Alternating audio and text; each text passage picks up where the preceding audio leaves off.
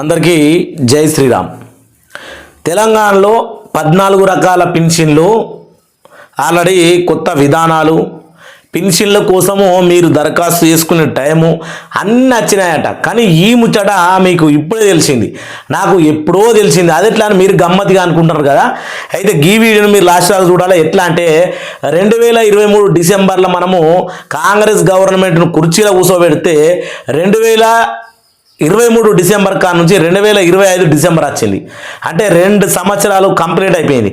అయినా కానీ తెలంగాణలో వృద్ధులు, దివ్యాంగులు, వీళ్ళు వాళ్ళు ఎవ్వరు కూడా ఎమ్మెల్యే ఓళ్ళు ఎదగత్తలేదు. ఎందుకంటే వాళ్ళు ఓటుకు నోటు, మనం ఓటు కట్టేసామా లే, మా అబ్బాయి చెప్పారు ఓటుకు అమ్ముడు పోవద్దు అన్నారు, మేధావులు చెప్పారు ఓటు అమ్ముకోవద్దురా అన్నారు. మా బ్యాచ్ అని తిన్నామా, కాడన్లు తెలిసినాం, ఊరంతా మంచినాం, అందరిని జైలు కొట్టినాం, ఎమ్మెల్యేలకు ఓట్లు వేయించినాం, కరెన్సీ నోట్లు వచ్చినాయి, అందరికీ ఇంటికి 1000-2000 ఇచ్చినాం, అందరం మార్చుకున్నాం, ఎంజాయ్ చేసాం. ఎందుకంటే ఆ మత్తులో మేము ఓటేసాం. తర్వాత 2 సంవత్సరాలు అవుతా ఉన్నది, మొత్తం దిగింది, దుమ్ము అయిపోయింది. తెలంగాణలో పల్లెకు మూలకు ఇల్లుకు అభివృద్ధి అంటే తెలియదు. ఎమ్మెల్యేలు ఏమన్నా పాలన చేస్తూ ఉన్నారంటే అసలు ప్రభుత్వం ఉందా లేదా కూడా అర్థమవుతలే. కానీ అయినా కానీ మా ఇజ్జతి కాపాడుకోనికి మేము రైతులం అని చెప్పేసి వ్యవసాయం చేస్తామన్నాం. దానికి తగ్గట్టు పంటకు రేట్లు లేవు, అట్నే యూరియా దొరక గుద్దుగా సచ్చినాము. ఇప్పుడు ఆల్రెడీ కోతలు మొదలు పెట్టినాము. గివ్వనిటి గురించి మనకెందుకు కానీ అసలు వృద్ధాప్య పింఛని, దివ్యాంగుల పింఛని, బీడీలు చేసుకునే అక్క చెల్లెళ్ళ పింఛని, అట్లనే ఇంకా సంబంధించినటువంటి కండర వ్యాధితో బాధపడుతున్న వారి పింఛన్లు, గిసొంటి పింఛన్లు అని కుప్ప ఇస్తా ఉన్నారట. కానీ ఇచ్చే ముందట మీరు చాలా జాగ్రత్తగా వినాలి. ఇది అట్టాటి ముచ్చట కాదు, గట్టి ముచ్చట. పింఛన్లు ఇచ్చే ముంగట పింఛని ఒకటైతే దానికి రూల్స్, వృద్ధాప్య పింఛన్ ఒక రూల్సు, దివ్యాంగుల పింఛని అంటే వికలాంగుల పింఛన్ ఒక రూల్సు, బీడీలు చేసుకున్న ఒకటి ఓ రూల్సు, కండరాల వ్యాధితో బాధపడుతున్న ఇంకో రూలు. ఇట్లా రూలు మీద రూలు పెట్టి 14 రకాల పింఛన్లు, 14 రకాల రూళ్ళు పెట్టినాం. మరి అది నిజంగా ప్రజలు పాటిస్తేనే, దానికి తగ్గట్టుగా ఉంటేనే మేము పెన్షన్లకు ఎన్నుకుంటాము. లేకపోతే అందరూ ఫెయిలు, పెన్షన్లు ఇచ్చుడు బంద్. మా ఎమ్మెల్యేలు గెలిచిన దానికి మాత్రం ఏ రూల్ లేదు, ఇది వాస్తవం. ఇప్పుడు చూద్దాం. మరి 11 అర్హతలు ఉండాలన్నట్ట కొత్త పింఛన్లు పొందుతారు, లేకపోతే అది గోవింద అన్నట్టే. చూద్దాం మరి పింఛన్లకు రూల్స్ ఏంటి, కథ ఏంది, కార్ఖాన ఏంది. ప్రజలారా మీరు కొంచెము ఓపికతోటి ఎందుకు పింఛన్లు పెంచిర్రు అసలు అంటే గిది. ఎందుకంటే ప్రతిదానికి ఈ ఎడమ చేసి తప్పితే కుడి చేసి తప్పుతారు, కుడి చేసి తప్పితే ఎడమ తప్పుతారు. అంటే నీతోటి నాకు అవసరం, నాతోటి నీకు అవసరం. ఇప్పుడు గవర్నమెంట్ వ్యాపారం చేస్తూ ఉన్నదని అనుకోవచ్చు మనం. మరోవైపు త్వరలోనే సర్పంచ్ ఎన్నికలు కూడా ఉండటంతో ప్రజల్లోని అసంతృప్తి కాంగ్రెస్ ప్రభుత్వం పైన ప్రభావం చూపే అవకాశం ఉంది అని ఇప్పుడు ఈ నోటిఫికేషన్ విడుదల చేసిందేమో అని ప్రజలంతా అనుకుంటున్నారా? అనుకుంటే అనుకోరి, ప్రభుత్వంకి వచ్చిన నష్టం ఏముందట. ఇంకా 3 ఏళ్ళు పరిపాలన చేసేది కాంగ్రెస్ ప్రభుత్వమే. స్థానిక ఎన్నికలతోటి, జూబ్లీ హిల్స్ ఉప ఎన్నికలతోటి ఒరిగేది ఏముంది అట్టిగా టైంపాస్ ముచ్చట తప్పితే. ఇప్పుడు చూద్దాం మరి ఏం జరుగుతూ ఉంది, ఏం జరగబోతా ఉంది, ఏం జరిగింది అని. రేవంత్ సర్కారు మరో శుభవార్త చెప్పింది. ఒక్కొక్కరికి నెలకు 4000, వాళ్ళకైతే 6000 ముహూర్తం ఫిక్స్. వాళ్ళంటే ఎవరో మీదికెళ్ళి దిగొచ్చిన వాళ్ళనుకోకుర్రి, మన దగ్గర ఉన్నటువంటి మన అన్నదమ్ములు, అక్కయ్యలు, అబ్బాయిలు, దివ్యాంగులైనటువంటి వాళ్ళకు 6000. ఇది మరీ నమ్మక ద్రోహం, నయవంచన, దుర్మార్గం అని చెప్పచ్చు. కానీ మనం మందు తాగినాము, కరెన్సీ నోట్లు తీసుకున్నాము, బిర్యానీకి అమ్ముడు పోయినాం కాబట్టి మనకు అనే హక్కే లేదు. ఓడు నమ్ముకున్నప్పుడే హక్కు కూలిపోయినాం. గది బాగా గుర్తుపెట్టుకోవాలి. ఎట్లా అంటే తెలంగాణలో ఇప్పటి వరకు పింఛన్లు పెంచలే. మరి ఆంధ్రప్రదేశ్లో సంవత్సరం కూడా కాకముందు ఎక్కినాకడ 3 నెలలకే కూటమి ప్రభుత్వము 85% సదరం సర్టిఫికెట్లో అంగవైకల్యం ఉంటే అక్షరాల 15,000 రూపాయలు మళ్ళీ ఇంటికి పోయి ఇస్తారు. తెలంగాణ లెక్కలు యాడికి పోయి తీసుకోండి కాదు, ఇంటికి పోయి ఇస్తూ ఉన్నారు.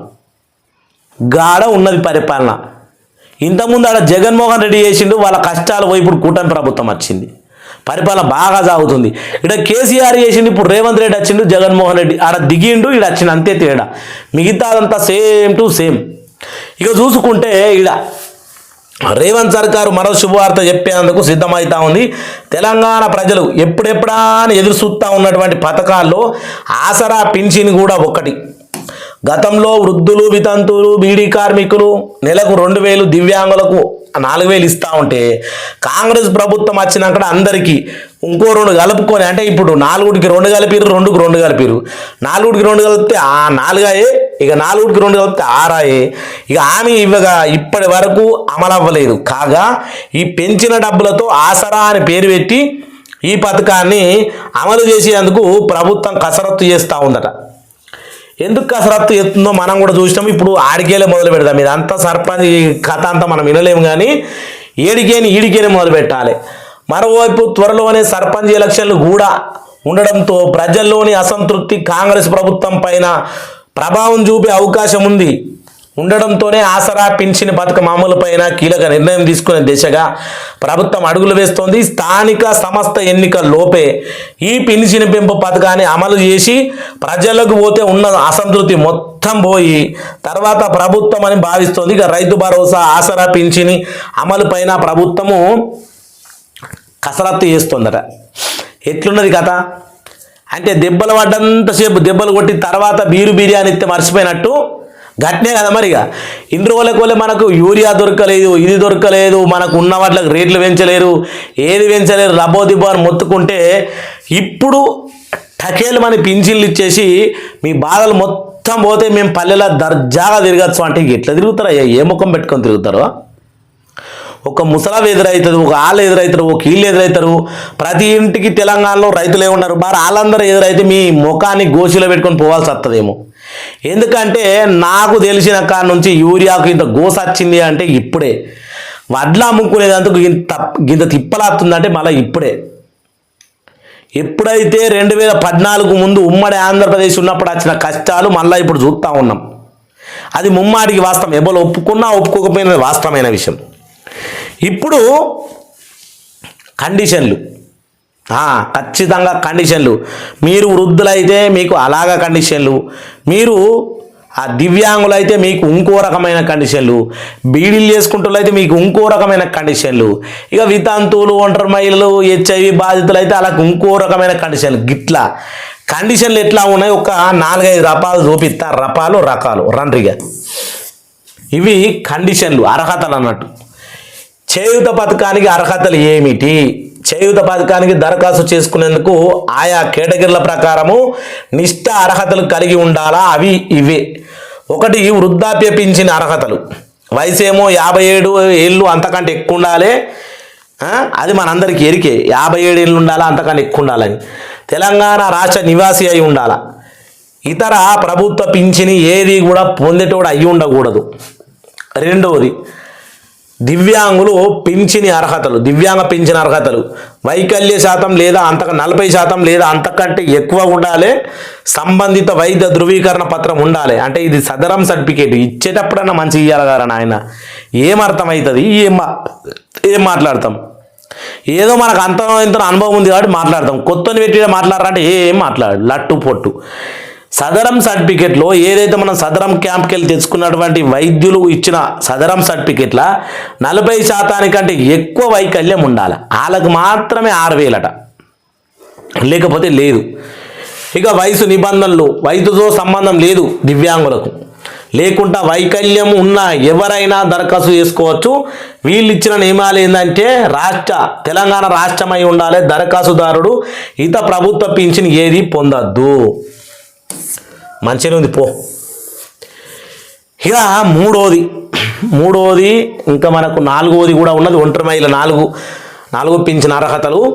3వది వితంతువుల పింఛన్ అర్హతలు. వితంతు అయి ఉండాలి. ఇది గమ్మతుంది పో. వితంతు అయి ఉండాలి. భర్త మరణ ధృవీకరణ పత్రం ఉండాలి. రాష్ట్రం తెలంగాణ వాసి అయి ఉండాలి. ప్రభుత్వం ఇతర పథకాల నుంచి లబ్ధి ఏది పొందొద్దు. ఒంటరి మహిళ పింఛన్ అర్హతలు. వయసు 18 ఏళ్ల కంటే ఎక్కువ ఉండాలి. ఎవరి మద్దతు లేని కుటుంబ పోషణ బాధ్యత కలిగి ఉన్న మహిళలు దీనికి అర్హులు. ఇక మనం ముచ్చట మాట్లాడుకుందాం. ఒంటరి మహిళ అంటే కొందరికి పెళ్ళిళ్ళు కాని వాళ్ళు ఉంటారు. పెళ్ళిళ్ళు కాని వాళ్ళు అంటే ఇప్పుడు చాలామంది నన్ను ఈ విషయం అడిగారు.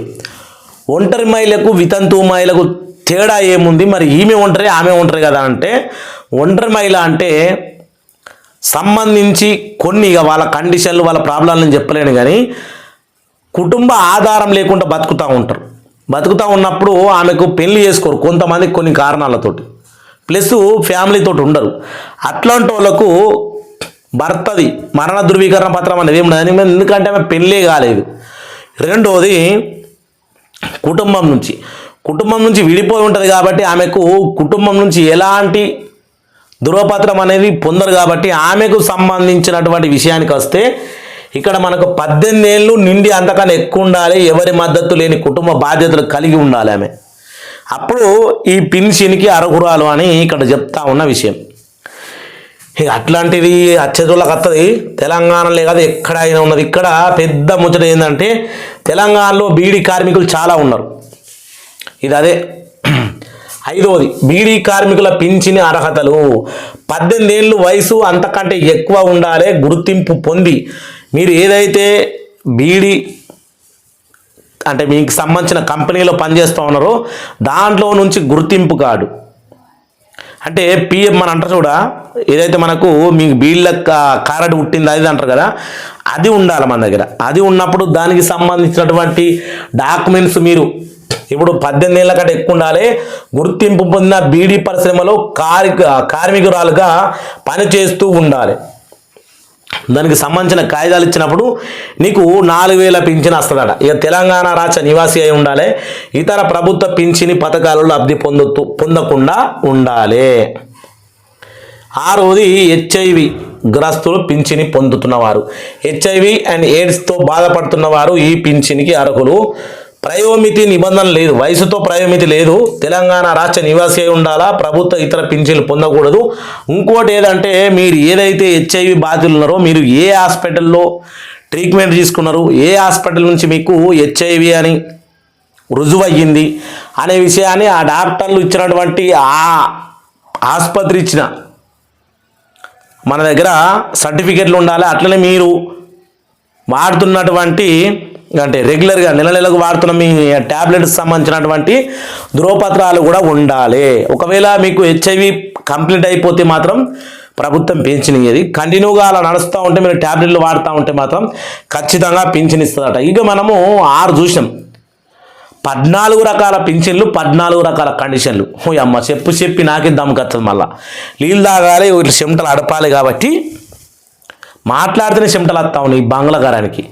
కాబట్టి ఈ వీడియో ఈసారికి ముగించి నెక్స్ట్ సారికి మళ్ళా నీళ్ళు తాగి మళ్ళీ మంచి బట్టలు వేసుకొని కొంచెం ఫ్యాన్ పెట్టుకొని వీడియో పూర్తిగా చేస్తా. అంతవరకు నాకు కొంచెం మీరు మన్నించాలి. అట్లే మన ఛానల్ సబ్స్క్రైబ్ చేసుకొని ప్రశ్న ఇన్వన్ ప్రతి ఒక్కరిని ప్రశ్నించగా వదిలేదే లే, అందరినీ ప్రశ్నించాలి, అది మన హక్కు. అంబేద్కర్ గారు రాజ్యాంగంలో రాసిపెట్టింది.